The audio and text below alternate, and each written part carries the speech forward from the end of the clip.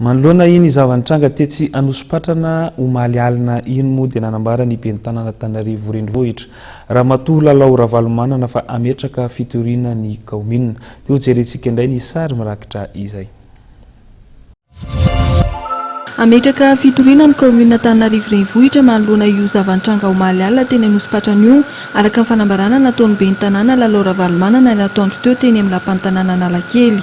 Nosokajiny ho amboleitra ny fijiran'ny kolonel Ramiaramanana Joseph teny Andotapenaka naka ireo camion tsy manana taratasy ara-dalàna araka ny fanazavana entiny.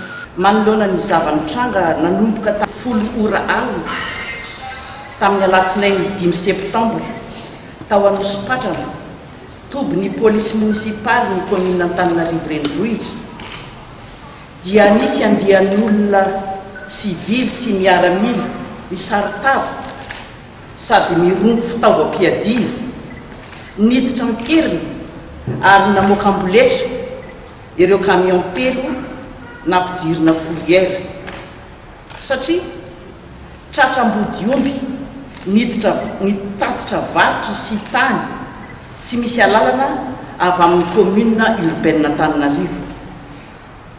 Mariana fa rehefa nosavain'ny police nationale sy municipal ny taratasin'ireo camion ireo dia tsy nisy carte grise, tsy nisy numéro d'immatriculation, tsy nisy assurance, tsy nisy visite technique ary tsy nisy autorisation de circuler ka voatery nampiarina ny lalàna nampiditra ireo camion ireo any amin'ny fourrière.